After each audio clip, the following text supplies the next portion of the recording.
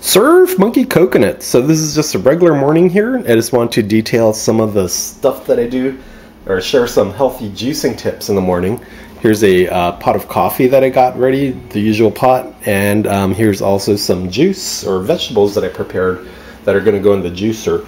So I'm really getting into organic and healthy eating. I watched a documentary recently called Food Matters that I found on Netflix, and it kind of details the lack of nutrition in the American diet with all the packaged foods. A lot of times it leads to ailments, even being overweight. So on the outside you kind of look overweight, but on the inside you're actually starving because of all the lack of nutrients that are found in a lot of the common American diet foods. So here I just wanted to quickly show a juicing video, and this kind of ties into all the growing foods on my channel kind of stuff, because as long as you're growing things in your garden, so long as you know that your soil is tested to not have any lead or heavy metals, which is common in Seattle, so we really have to pay attention to maps of where hazardous material or hazardous soil exists. But as long as you have all that set, and you know you're not putting pesticides on your food, then you're pretty good in terms of not getting any added chemicals on it. In terms of the hydroponic basil video that I have, the hydroponic solution isn't necessarily organic. You probably can get some kind of organic hydroponic liquid, but you're growing the basil yourself. As long as you didn't spray it with any pesticide or herbicide or any type of chemical, you know that it's pretty clean to eat. So you're already one step further there. So here's have a bunch of organic produce here. I'm going to put into the juicer. Here are some celery, 2 stalks of carrots, or 2 stalks of celery, 2 carrots, some kale. This is actually leftover kale stalks from some kale chips that I made. And things like if you're going to eat broccoli, you tend to eat the crown and throw away the stump. It's good to save those kind of things for the juicer, because there's a lot of juice in these stalks and stuff. Here I got a cucumber, 2 pear quarters, and 2 halves of a beet. So we're going to put all this into the juicer and make some good healthy juice. And you kind of got to play with the kind of combinations of vegetables that you will like to taste eventually. All this is pretty non-bitter.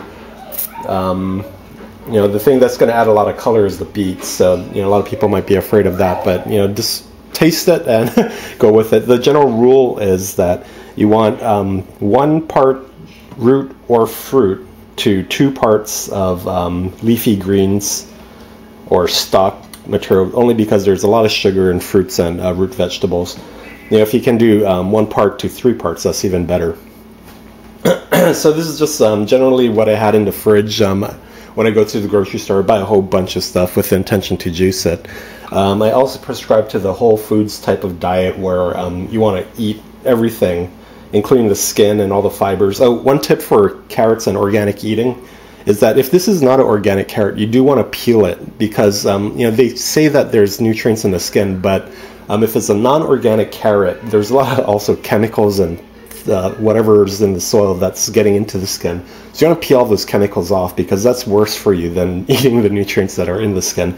However, if it's an organic carrot, go right ahead and eat the whole thing.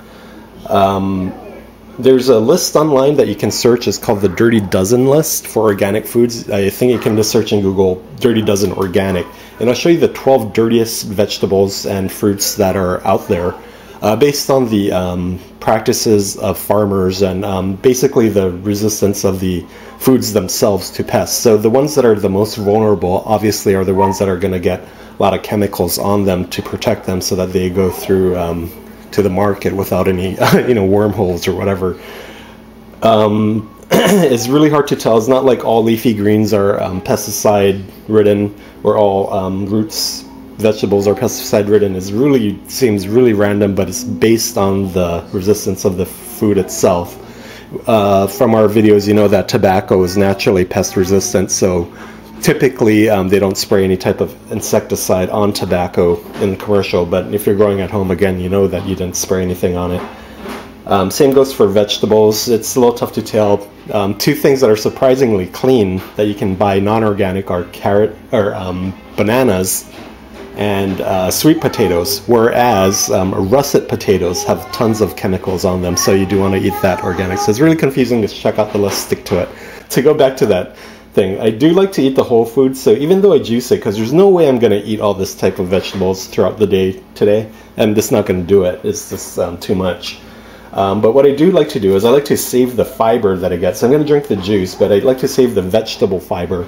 I'm actually going to have this plastic bag. I'm going to juice all the vegetables, collect those fibers, and then take this bag out, and then I'm going to juice the fruits, because both the pear and the cucumber here are going to kind of brown quicker and turn slimier quicker than the rest of these more rigid fruits or vegetables. So these will keep better than these two. So I'm going to separate these last and take out the bag. But what you can do with all these plant fibers is you can like mix it into things like chili or soups or say pizza sauce. It's really disguised well in pizza sauce, and it's a type of I like to actually feed it to my daughter, and she never knows that it's all the vegetable fibers are in there. Or if you can, mustard, just like stick it into your sandwich if you're going to eat a sandwich for lunch instead of just lettuce. You'll have like this nice pulpy fiber. It is hard to handle sometimes, but if you can handle it, that's good. For me myself, I don't mind the taste of vegetables. Actually, I really like the taste of healthier foods for some reason. Whenever they came out with healthy food bars in the past, or in the 80s, I was all about those for some reason, so never had a problem with them. Anyway, let's get juicing. Okay, so I'm going to start with the beets, because this is going to stain or put a lot of color inside of the juicer. So what I'm going to do with all the rest of the vegetables when I'm juicing the carrots is going to kind of like rinse out the juicer and get all that red chlorophyll out and into the glass that I'm going to drink later. Another tip is that when you're doing these leafy greens, this is a kale and this is a kale stalk. This is more rigid. What you want to do is wrap the leafy green around a rigid vegetable, because if you were to just stuff all this leaf into the juicer, it kind of gets binded at the bottom and it jams the blade. So I just kind of learned that on my own as I was juicing. So here we go, let's turn it on. So I'm going to do the beets first. Oh, and by the way, this is a $99 Jack LaLanne centrifugal juicer. I like it because it's fast, easy. The juice comes out silky smooth. It's not that loud, so I've had good luck with it.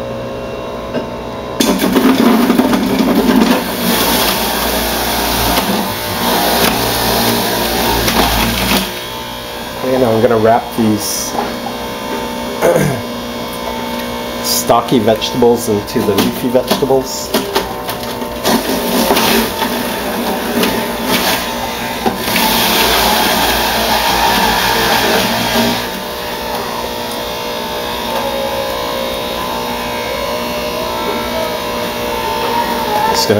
I'm just going to do all this at once.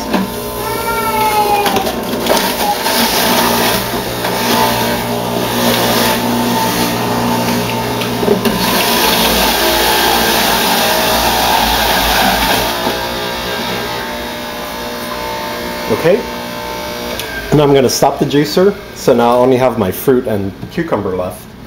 Stop the juicer. I'm going to take out my vegetable matter. I'm going to save this for later.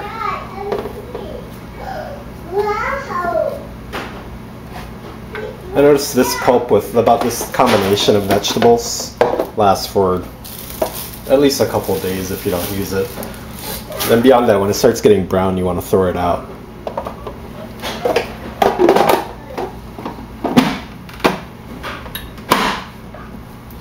Okay.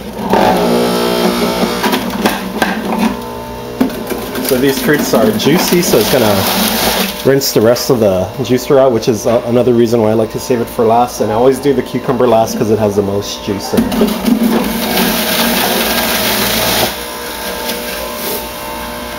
Alright, so that's the juice, and as you can see, from all that cucumber and all that pear, there's not much pulp in it. There's some pulp probably stuck up on the top, but there's like a lot of juice came out of that, so I really like this juicer.